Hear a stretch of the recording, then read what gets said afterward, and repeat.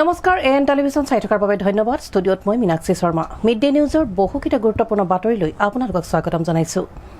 এতিয়া আহোঁ মূল বাতৰিলৈ। ডিব্ৰুগড়ত মহাবাহু ব্ৰহ্মপুত্ৰ নদীৰ গৰাখহনি আৰম্ভ। যোৱা কেইদিন ধৰি নেৰানেপেৰা বৰষুণৰ ফলত চহৰখনৰ মাইজান ঠাকুৰবাৰী বৰচৈকীয়াৰ গাঁৱত আৰম্ভ হৈছে বিশাল ব্ৰহ্মপুত্ৰ নদীৰ ভয়াৱহ গৰাখহনীয়া। এই মুহূৰ্তলৈকে জলসম্পদ বিভাগে কোনো ধৰণৰ যাৱতীয় ব্যৱস্থা গ্ৰহণ নকৰাৰ অভিযোগ উত্থাপন কৰিছে স্থানীয় ৰাইজে।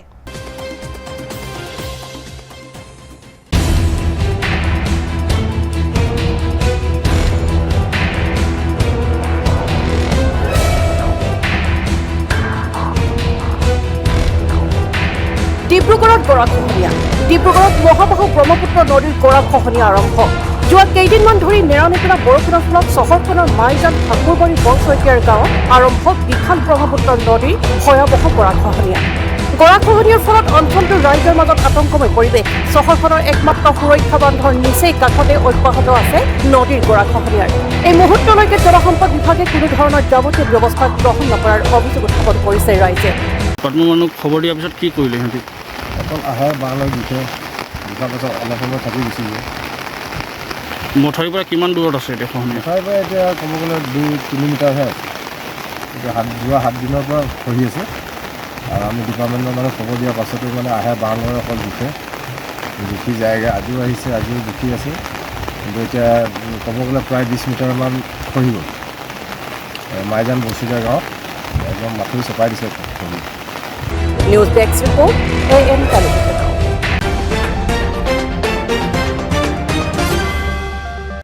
অসমত আন্তঃৰাজ্যিক পাৰপত্ৰৰ ব্যৱস্থা প্ৰৱৰ্তন কৰা কা আইনৰ অধীনত অসম চৰকাৰে 2014 চনৰ 31 ডিচেম্বৰৰ পূৰ্বে অহা অমুছলমান লোকৰ বিৰুদ্ধে গোচৰ প্ৰত্যাহাৰ কৰি নাগৰিকত্ব প্ৰদান কৰিবলৈ দিয়া নিৰ্দেশনা বাতিল কৰাকে আদি কৰি বহুকেইটা দাবীৰে আজি অসম জাতীয়তাবাদী যুৱ ছাত্ৰ পৰিষদে অৱস্থান ধৰ্মঘট কাৰ্যসূচী ৰূপায়ণ কৰে।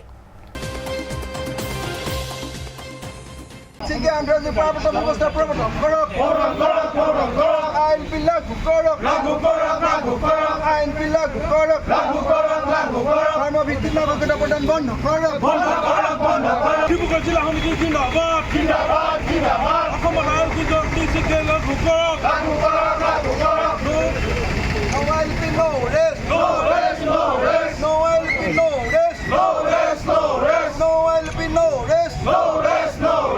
আজি ডিব্ৰুগড়ৰ চৌকিডিঙিত অসম জাতীয়তাবাদী যুৱ ছাত্ৰ পৰিষদ ডিব্ৰুগড় জিলা সমিতিৰ উদ্যোগত এক অৱস্থান ধৰ্মঘট কাৰ্যসূচী ৰূপায়ণ কৰা হয়। অসমত আন্তঃৰাজ্যিক পাৰপত্ৰৰ ব্যৱস্থা প্ৰৱৰ্তন কৰা কা আইনৰ অধীনত অসম চৰকাৰে 2014 চনৰ 31 ডিচেম্বৰৰ পূৰ্বে অহা অমুছলমান লোকৰ বিৰুদ্ধে গোচৰ প্ৰত্যাহাৰ কৰি নাগৰিকত্ব প্ৰদান কৰিবলৈ দিয়া নিৰ্দেশনা বাতিল কৰাকে আদি কৰি বহুকেইটা দাবীৰে আজি অসম জাতীয়তাবাদী যুৱ ছাত্ৰ পৰিষদে অৱস্থান ধৰ্মঘট কাৰ্যসূচী পালন কৰে। কেন্দ্ৰীয় সমিতিৰ আহ্বান মৰ্মে আজি সমগ্ৰ ৰাজ্যৰ লগতে আমি ডিব্ৰুগড় চৌকিডিঙতো আমি ডিব্ৰুগড় জিলা সমিতিৰ প্ৰতিবাদ আমি তিনিখনীয়া অৱস্থান ধৰ্মঘট আমি কাৰ্যসূচী ৰূপায়ণ কৰিছোঁ। আমাৰ আজি দাবী হৈছে যে অসমত অতি শীঘ্ৰে আন্তঃৰাজ্যিক পাৰপত্ৰ ব্যৱস্থা প্ৰৱৰ্তন কৰিব লাগে আৰু অতি শেহতীয়াকৈ কা আইনৰ জৰিয়তে অসমত অমুছলমান লোকৰ যি নাগৰিকত্ব প্ৰদানৰ চৰকাৰী নিৰ্দেশ, সেই নিৰ্দেশনা বাতিল কৰিবৰ কাৰণে আজি আমি অৱস্থান ধৰ্মঘট পালন কৰিছোঁ। আমি এটা কথা স্পষ্টভাৱে ক'ব লাগিব যে অসমত আন্তঃৰাজ্যিক পাৰপত্ৰ ব্যৱস্থা প্ৰৱৰ্তন কৰি অসমীয়া ভাষা সংস্কৃতি আমাৰ জাতি মাটি ভেটি ৰক্ষা কৰিবৰ কাৰণে শীঘ্ৰে অসমত আন্তঃৰাজ্যিক পাৰপত্ৰ ব্যৱস্থা প্ৰৱৰ্তনৰ কাৰণে আমি দাবী জনাইছোঁ। আৰু এটা কথা আমি স্পষ্টভাৱে ক'ব বিচাৰিছোঁ যে ইতিমধ্যে অসমত আন্তঃৰাজ্যৰ পৰা যিবোৰ আহিছে তাৰ প্ৰৱৰ্তন আমি ইতিমধ্যে গ্ৰহণ কৰিছোঁ আৰু আমাৰ 1971 চনৰ পৰা আমি বিদেশী গ্ৰহণ কৰিলোঁ। তাৰপাছত কিন্তু আমি এজনো বিদেশী গ্ৰহণ কৰিবৰ কাৰণে আমি নিবিচাৰোঁ। গতিকে অতি শীঘ্ৰে আইন বাতিল কৰিব লাগে আৰু অসম চৰকাৰে যি শেহতীয়াকৈ যি নীতি নিৰ্দেশনা প্ৰেৰণ কৰিছে শীঘ্ৰে এই নীতি বাতিল কৰিবৰ কাৰণে আমি এই অৱস্থান আমি আহ্বান কৰিছোঁ। বিজেপি নেতৃত্বাধীন চৰকাৰে অসমীয়াৰ ভৱিষ্যত অসুৰক্ষিত প্ৰসংগত দোহাই দি বিভিন্ন অঞ্চলৰ পৰা মিয়া লোকক উচ্ছেদ কৰিছে।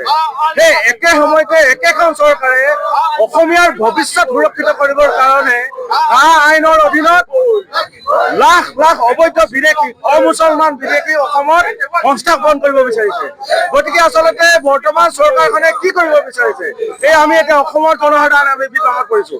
আমি কৈছোঁ অসমৰ সভ্যতা সুৰক্ষিত হ'ব লাগিব, আমি কৈছোঁ অসমৰ ভৱিষ্যত সুৰক্ষিত হ'ব লাগিব, আমি কৈছোঁ অসমৰ ভাষা সংস্কৃতি সুৰক্ষিত হ'ব লাগিব। আমি কোৱা নাই যে অবৈধ বিদেশী অবৈধ অমুছলমান বিদেশী অসমত সংস্থাপন দি অসমীয়াৰ ভৱিষ্যত কোনটো পদ্ধতিৰে সুৰক্ষিত হ'ব এই তাৰ কাৰণে কিন্তু বৰ্তমান চৰকাৰে কিন্তু জবাব দিব লাগিব। গতিকে ইয়াৰ বিৰুদ্ধে যে 2014 চনৰ 21 ডিচেম্বৰলৈকে অসমত বসবাস কৰা বা অসমলৈ প্ৰব্ৰজন ঘটা প্ৰতিগৰাকী অমুছলমান লোকক চৰকাৰখনে নাগৰিকত্ব দিব বিচাৰিছে।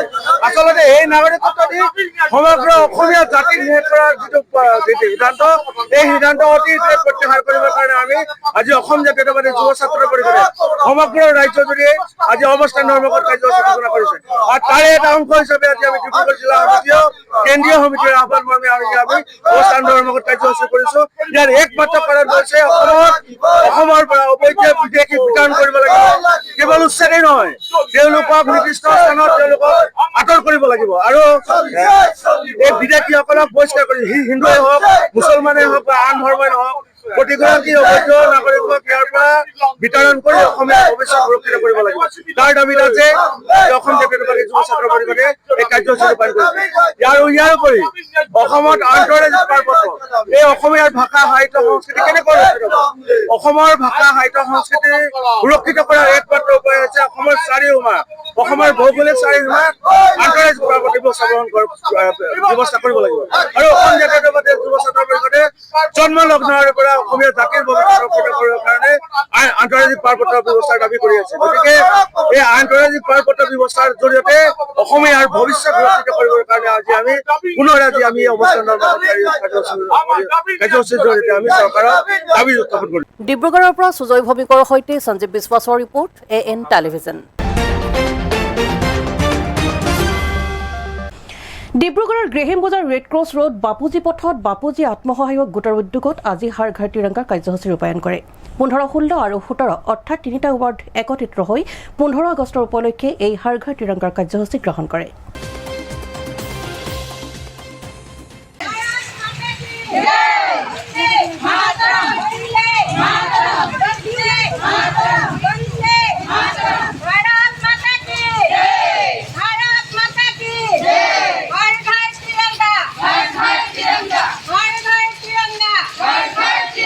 আমাৰ এয়া সৃষ্টি ফালৰ পৰা আমি আহিছোঁ আৰু মিউনিচিপালিটি DMC ফালৰ পৰা আমাক হেৰি কৰিব কোৱা হৈছে, কেম্পেইন কৰি আছোঁ।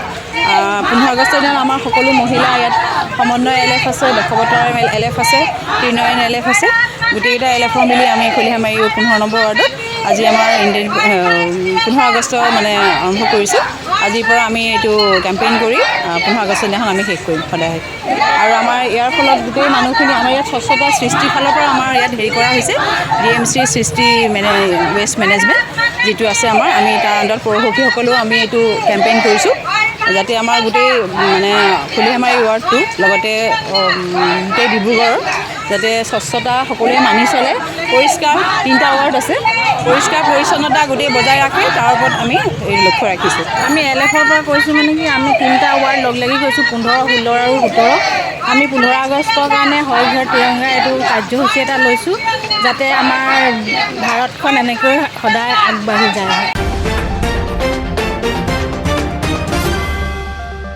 ডিব্ৰুগড় বিশ্ববিদ্যালয়ৰ কাষতে গোপনে নিৰ্মাণ কৰা হৈছে চিমেণ্ট গুদাম। বাহিৰত বাইক ছাৰ্ভিচৰ ফলক লগাই বাইক ছাৰ্ভিচৰ বিপৰীতে ভিতৰত চলাইছে চিমেণ্টৰ গুদাম। কিন্তু এই ছাৰ্ভিচৰ বিপৰীতে এতিয়া চিমেণ্ট কোম্পানীৰ গুদামহে প্ৰতিষ্ঠা কৰা হ'ল এই স্থানত, যাৰ বাবে ভয়াৱহ সমস্যাৰ কবলত পৰিছে বৃহৎ অঞ্চলৰ ৰাইজ। সৃষ্টি হৈছে এই ঠেক পথত যান বাহনৰ ভিৰ।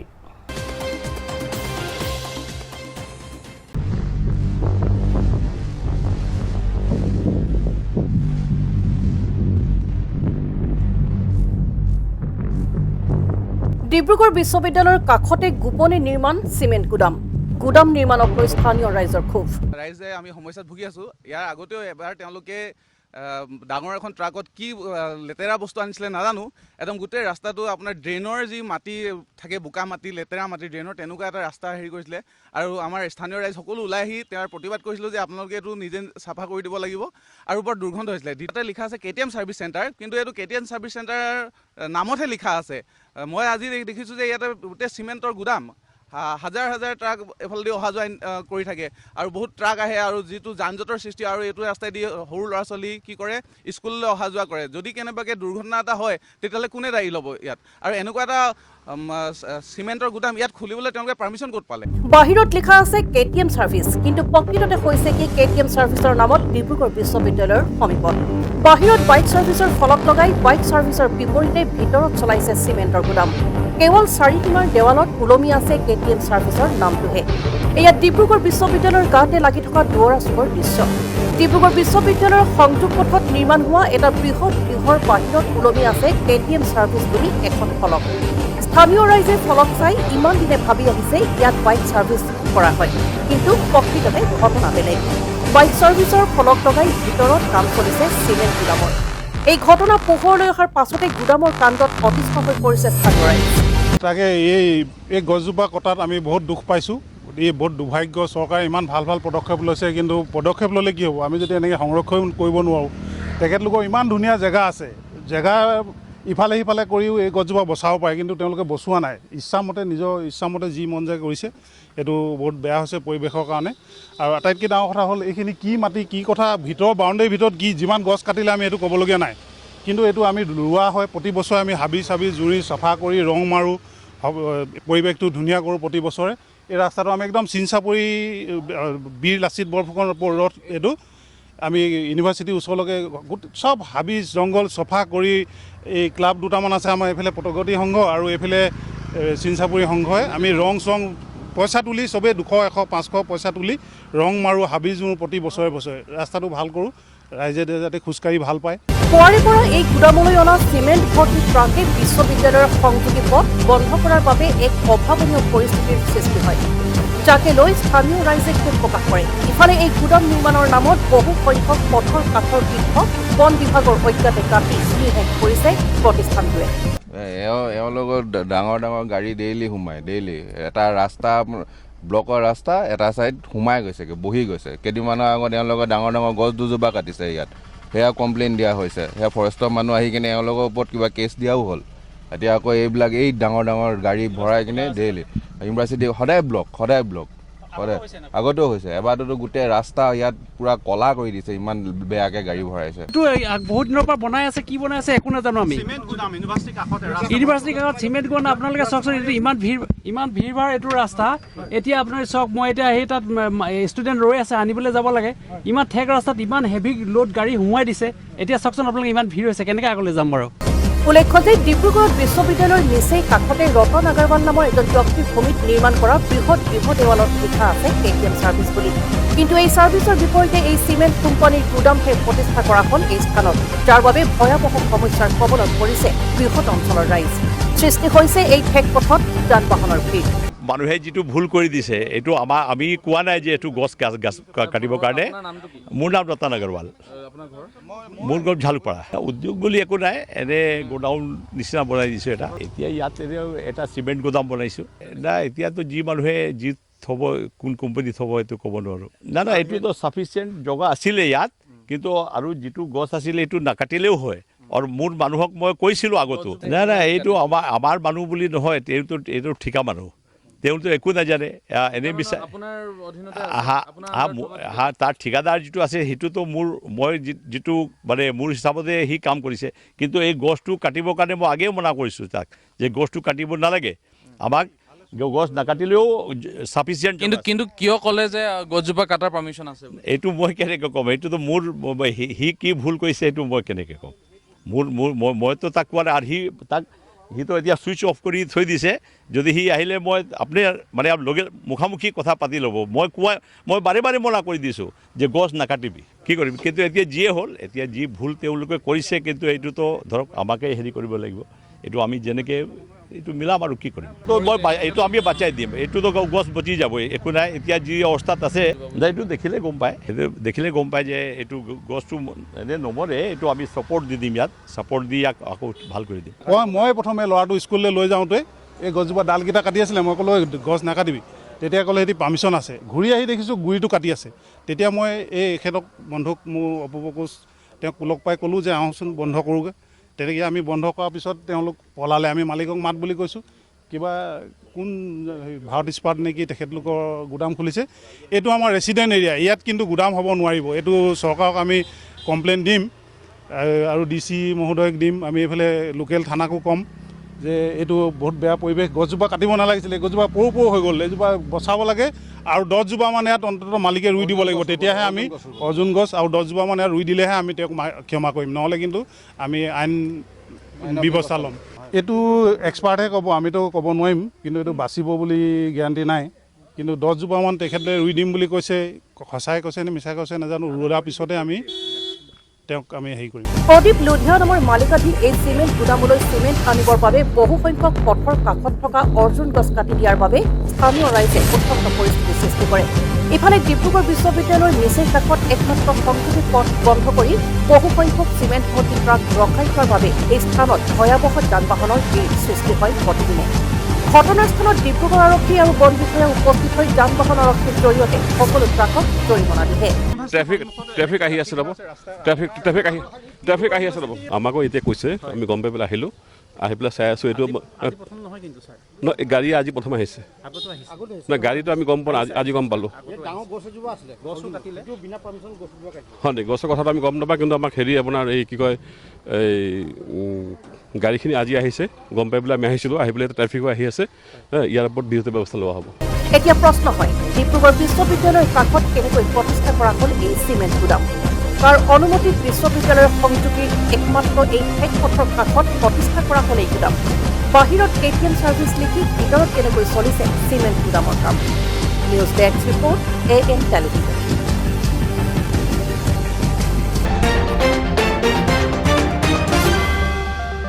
এইখিনিতে সময় এৰিছো বাণিজ্যিক বিৰতিৰ পাছত পৰৱৰ্তী পৰ্যায়ৰ বাতৰিলৈ পুনৰ উভতিম। চাই থাকক AN টেলিভিজন।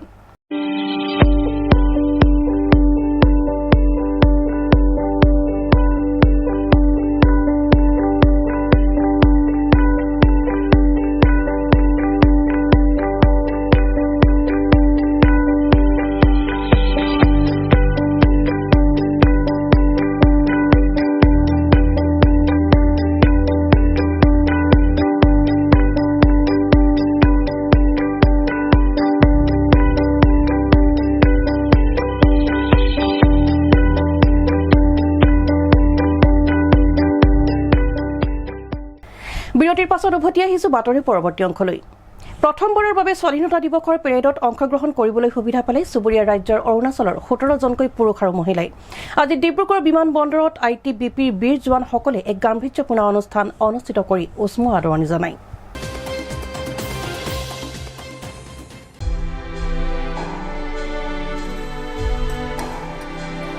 প্ৰথমবাৰৰ বাবে স্বাধীনতা দিৱসৰ পেৰেডত অংশগ্ৰহণ কৰিবলৈ সুবিধা পালে চুবুৰীয়া ৰাজ্যৰ অৰুণাচলৰ 17জনকৈ পুৰুষ আৰু মহিলাই। অৰুণাচল প্ৰদেশৰ আমিনি আৰু ওপৰ চিয়াং জিলাৰ বিভিন্ন প্ৰান্তত স্বেচ্ছাসেৱক হিচাপে ৰাইজক সজাগতা, স্বচ্ছ ভাৰত মিছন আৰু শিশু মহিলাৰ ওপৰত এক সজাগতামূলক কাম কৰি অহাৰ বাবে দেশৰ ৰাজধানী দিল্লীত প্ৰথমবাৰৰ বাবে স্বাধীনতা দিৱসৰ কাৰ্যসূচীত অংশগ্ৰহণ কৰিবলৈ সুবিধা লাভ কৰিলে এইসকল পুৰুষ আৰু মহিলাই।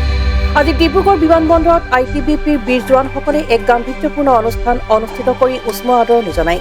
এনে সোণালী সুযোগ লাভ কৰাৰ বাবে এইসকল স্বেচ্ছাসেৱকে চৰকাৰক ধন্যবাদ আৰু কৃতজ্ঞতা জ্ঞাপন কৰে। উক্ত অনুষ্ঠানত ITBPৰ কমাণ্ডাৰ পেমান সিং, দ্বিতীয় কমাণ্ডাৰ S কেথাল, সহকাৰী কমাণ্ডাৰ কেণ্ডেলা নভেন ৰেড্ডী, উপ পৰিদৰ্শক ৰুৱাল, জ্যেষ্ঠ কনিষ্টেবল কৃষ্ণকান্ত বৰুৱাসহ বিষয়াসকল উপস্থিত থাকে।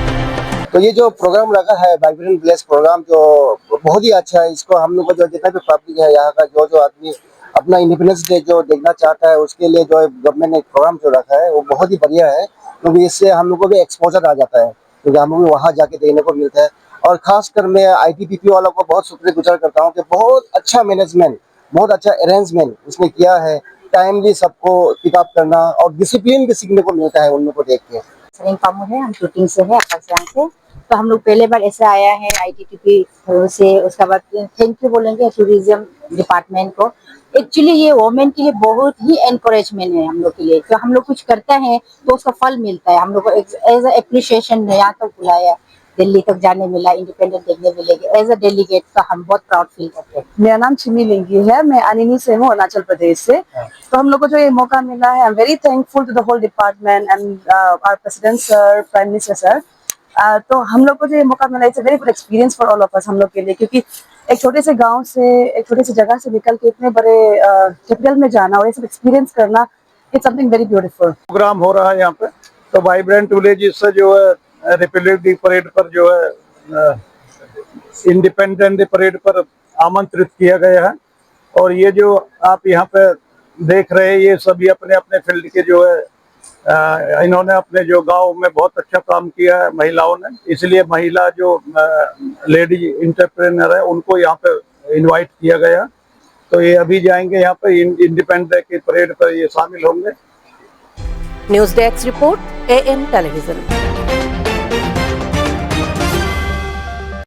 ডিব্ৰুগড়ৰ বকুল বাইপাছত আদিবাসী ছাত্ৰ সন্থাৰ তীব্ৰ প্ৰতিবাদ। আদিবাসী লোকসকলক জাতিগত প্ৰমাণপত্ৰ প্ৰদান কৰাৰ নামত চৰম বিসংগতি সৃষ্টি হোৱাৰ বাবে আদিবাসী ছাত্ৰ সন্থাই এই প্ৰতিবাদ সাব্যস্ত কৰে।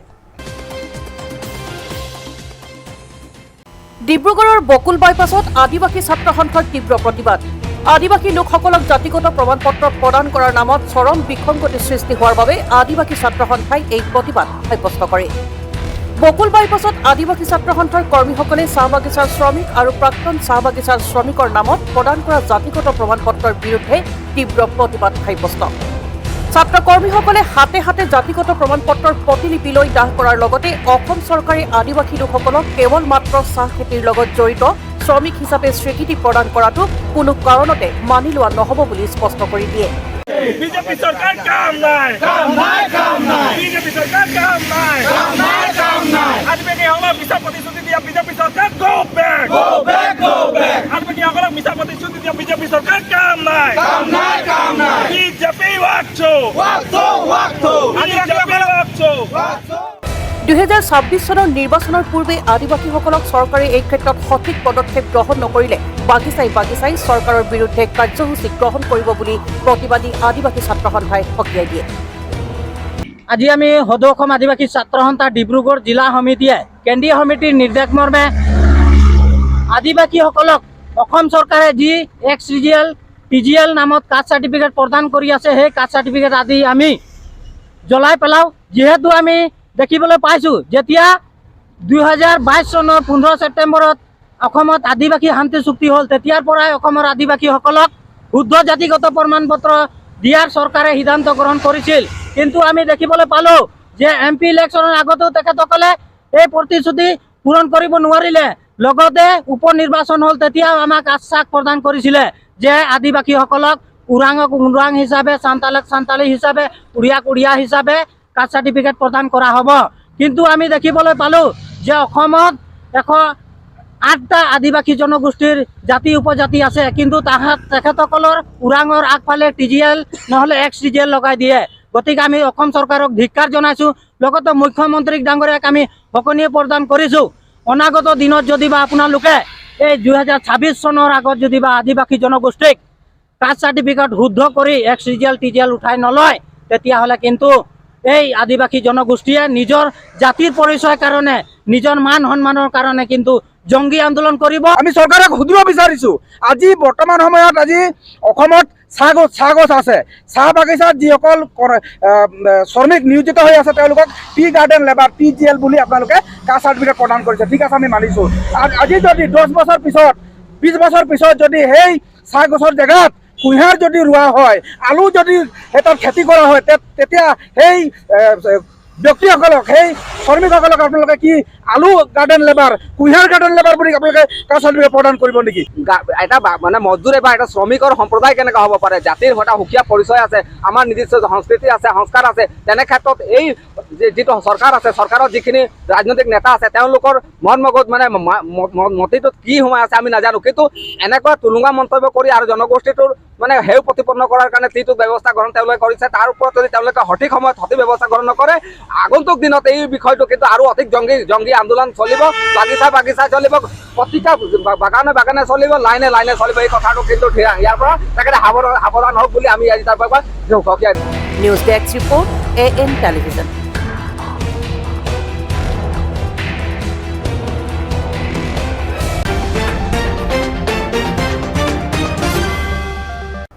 অসম জাতীয় পৰিষদৰ সভাপতি লুৰিণজ্যোতি গগৈ প্ৰয়াত মাতৃৰ সন্দৰ্ভত মনোজ বৰা নামৰ ব্যক্তিজনে সামাজিক মাধ্যমত অশ্লীল মন্তব্য কৰাক লৈ ৰাজ্যজুৰি সৃষ্টি হৈছে তীব্ৰ প্ৰতিক্ৰিয়াৰ।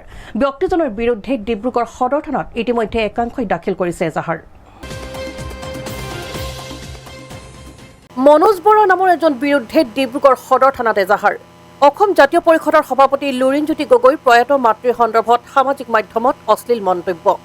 আছুৰ প্ৰাক্তন সাধাৰণ সম্পাদক লুৰিণজ্যোতি গগৈৰ মাতৃ সন্দৰ্ভত ৰাজহুৱাকৈ প্ৰকাশ কৰিব নোৱাৰা ভাৱ ভাষাৰে কৰা মন্তব্যই ৰাজ্যজুৰি সৃষ্টি কৰিছে তীব্ৰ প্ৰতিক্ৰিয়াৰ। লুৰিণজ্যোতি গগৈয়ে দিয়া সংবাদ মাধ্যমৰ এক মন্তব্যৰ সন্দৰ্ভত তেখেতৰ প্ৰয়াত মাতৃৰ শ্লীলতা হানিসূচক এই মন্তব্য কৰিছে মনোজ বৰা নামৰ এজন ব্যক্তিয়ে।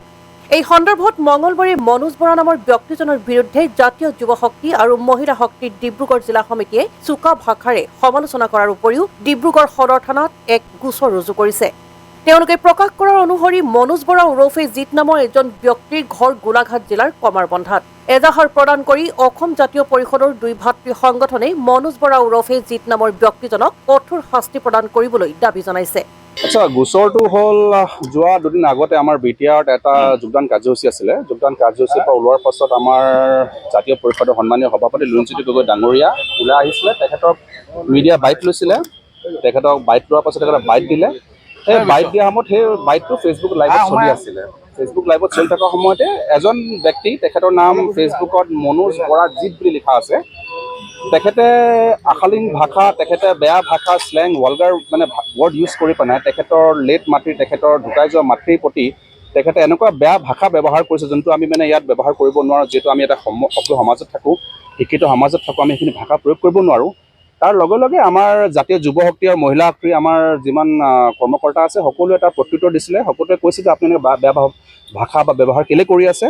যোনে কমেণ্ট কৰে তেখেতকো মাকক লৈ ঘনীয়েকক লৈ পেলাই তেখেতে অলপমান ভাষা, অলপমান নহয়তো বহুত নিকৃষ্ট ভাষা মানে ভাষা আমি মানে প্ৰয়োগ কৰিব নোৱাৰোঁ। যিহেতু আমি ক'লোৱে আমি এখন ধুনীয়া, আমি সুন্দৰ অসমত থাকোঁ, য'ত সভ্য সমাজ আছে, ভাষা সংস্কৃতি কৃষ্টি আছে, ইয়াত আমি সেই ভাষা প্ৰয়োগ কৰিব নোৱাৰোঁ। তো ইতিমধ্যে সেই মানুহজনক আমি চালোঁ যে তেখেতে বস্তুটো বুজি পোৱা নাই, তেখেতে বাৰম্বাৰ সেই ভাষা প্ৰয়োগ কৰি আছে। সেইটো কাৰণে আমি আজি ডিব্ৰুগড় স্থিত আমি সদৰ থানালৈ আহিলোঁ। আমি ইয়াত আমাৰ DSP ছাৰ আছিলে, অতুল কুমাৰ ছাৰ আছিলে, তেখেতক আমি নিজ হাতে আমি মহিলা শক্তি আৰু আমাৰ জাতীয় যুৱ শক্তি আমাৰ সভাপতি আছে, লগতে আমাৰ কেন্দ্ৰীয় সমিতিৰ কাৰ্যকৰ্তাও আছে, আমাৰ স্বাক্ষৰ বৰগোহাঁই ডাঙৰীয়া আছে, কেন্দ্ৰীয় সমিতিৰ সম্পাদক মই আছোঁ। আমি সকলোৱে আমাৰ জিলা সমিতিৰ ডিব্ৰুগড় জিলাৰ আমাৰ ভাস্কৰ সন্দিকৈ ডাঙৰীয়া আছে। আমি সকলোৱে মিলি যৌথভাৱে এটা আমি এজাহাৰ দিলোঁ, FIR এখন লঞ্চ কৰিছোঁ, য'ত তেখেতৰ ডিটেইলছ দিয়া হ'ল, তেখেতৰ এড্ৰেছ দিয়া হ'ল, তেখেতে কোনটো ফেচবুকত URL কমেণ্ট ইউজ কৰিছিলে সেইটোও দিয়া হ'ল। আৰু আমি ইয়াৰ পৰাই দাবী জনাইছোঁ যে বৰ্তমান পুলিচ প্ৰশাসনক দাবী জনাইছোঁ যে এইটো যে আমি FIR দিলোঁ, এই FIRখন খালী কাগজত লিপ্ত হ'ব নালাগে। ইয়াৰ যিহেতু ব্যৱস্থা ল'ব লাগিব অতি সোনকালে। যদি ব্যৱস্থা নলয় তেতিয়াহ'লে জাতীয় যুৱ শক্তি আৰু মহিলা শক্তিয়ে আমি সকলোৱে মিলি আমি পাছলৈ কিন্তু বেলেগ কাৰ্যকৰী হাতত লোৱা আমি বাধ্য হৈ যাম। সেইকাৰণে আমি জনাইছোঁ প্ৰশাসনক অতি সোনকালে, আমিতো 24 ঘণ্টা কোৱাই নাই, অতি সোনকালে যিমান সোনকালে পাৰে আমি এড্ৰেছ দিছোঁ, চব দিছোঁ, ইয়াৰ পৰা যোগাযোগ কৰক, গোলাঘাট থানা SP লগত যোগাযোগ কৰক, তেখেতক ফোন কৰক, তেখেতৰ ঘৰৰ পৰা উঠক, তেখেতে এৰেষ্ট কৰিব লাগিব আৰু যি শাস্তি দিব লাগে শাস্তি দিব লাগে। মানুহজন কোনোবা ৰাজনৈতিক লগত জড়িত আমি সেইটো বিষয়ে নাজানো। প্ৰথম কথাটো হ'ল আমি এটা বুজা উচিত যে ৰাজনৈতিক এজন মানুহ ৰাজনীতি থাকক বা নাথাকক, এটা দলক সমালোচনা কৰাৰ চবৰ অধিকাৰ আছে। হয়তো মই জাতীয় পৰিষদ কৰিছোঁ, হয়তো মোক কোনোবা সমালোচনা, মোৰ দলটোক সমালোচনা কৰিব পাৰে, বা BJP কোনোবা সমালোচনা কৰিব পাৰে, বা কংগ্ৰেছক সমালোচনা কৰিব পাৰে, কিন্তু সমালোচনা আমি কামকহে কৰিছোঁ, আমাৰো কামক লৈ সমালোচনা কৰক। কিন্তু সেই মাতৃক লৈ পেলাই, ভগ্নীক লৈ পেলাই, ভাইটিক লৈ পেলাই, বা আমাৰ মিছেছক লৈ পেলাই, ৱাইফক লৈ পেলাই সেইটোতো আমি সমালোচনা কৰিবলৈ আমিতো কাকো সাহস দিয়া নাই বা আমি কাকো ৰাইট নিদিওঁ। News desk report, AN television.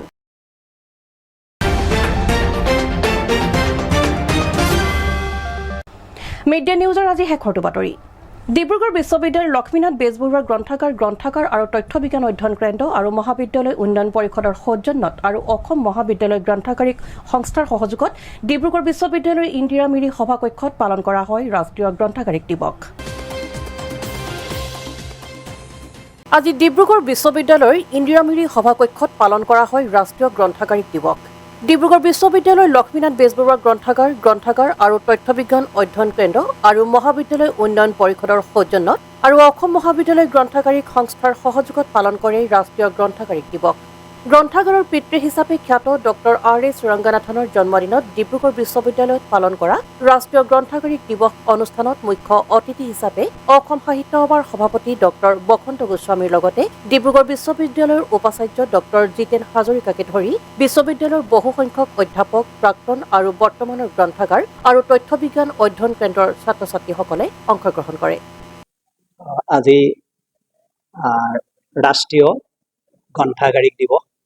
সেই গ্ৰন্থাগাৰী দিৱসৰ লগত সংগতি ৰাখি আজি আমি গ্ৰন্থাগাৰী দিৱসটো কেইবাটাও আমাৰ বিশ্ববিদ্যালয় আৰু লগতে আমাৰ বিশ্ববিদ্যালয়ৰ বিশেষকৈ লক্ষ্মীনাথ বেজবৰুৱা গ্ৰন্থাগাৰ আৰু আমাৰ কলেজসমূহৰ উন্নয়ন পৰিষদ আৰু আমাৰ সদৌ অসম যিটো কলেজ লাইব্ৰেৰী সন্থা আছে একত্ৰিত হৈ আজি ডিব্ৰুগড় বিশ্ববিদ্যালয়ত ডক্টৰ S.R. ৰংগনাথনৰ যিজন আমাৰ লাইব্ৰেৰী জনক বুলি ক'ব পাৰি তেখেতৰ আজি জন্মদিন এই জন্মদিনটো উদযাপন কৰা হৈছে আৰু সেই জন্মদিনৰ আজি মুখ্য অতিথি আমাৰ ডিব্ৰুগড় বিশ্ববিদ্যালয় অসম সাহিত্য সভাৰ সন্মানীয় সভাপতি ডক্টৰ বসন্ত গোস্বামী ডাঙৰীয়া আৰু তাৰোপৰি আমাৰ অৱসৰপ্ৰাপ্ত শিক্ষক শিক্ষয়িত্ৰীসকল এই গ্ৰন্থাগাৰৰ লগত জড়িত বিভিন্ন স্থানৰ অৱসৰপ্ৰাপ্ত বিষয়াসকল বৰ্তমানৰ বিষয়াসকল সকলো ইয়াত সমবেত হৈছে আৰু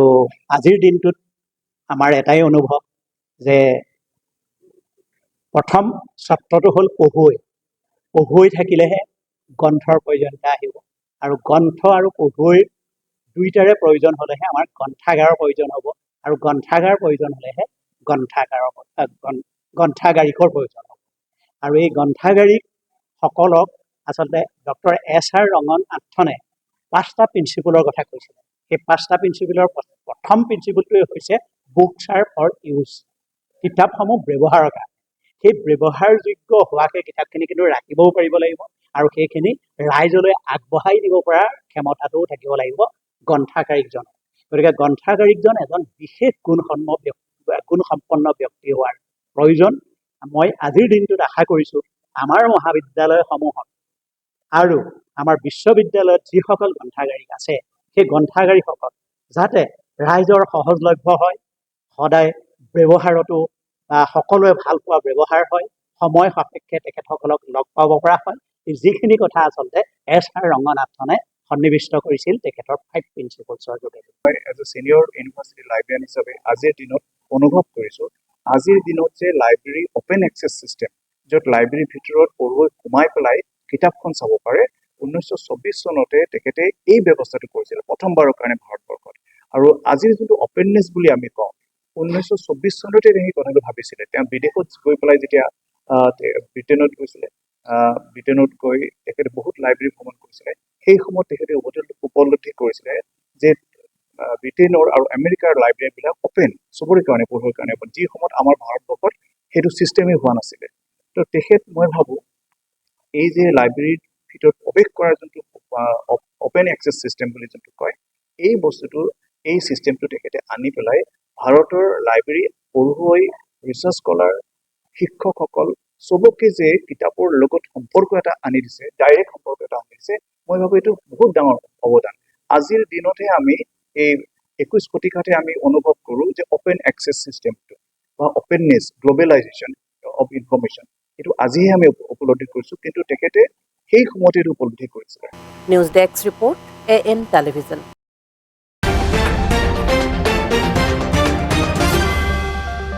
আজিৰ মিড ডে নিউজ ইমানেই আছিল পৰৱৰ্তী পৰ্যায়ৰ গুৰুত্বপূৰ্ণ বাতৰিৰ বাবে চাই থাকক AN টেলিভিজন নমস্কাৰ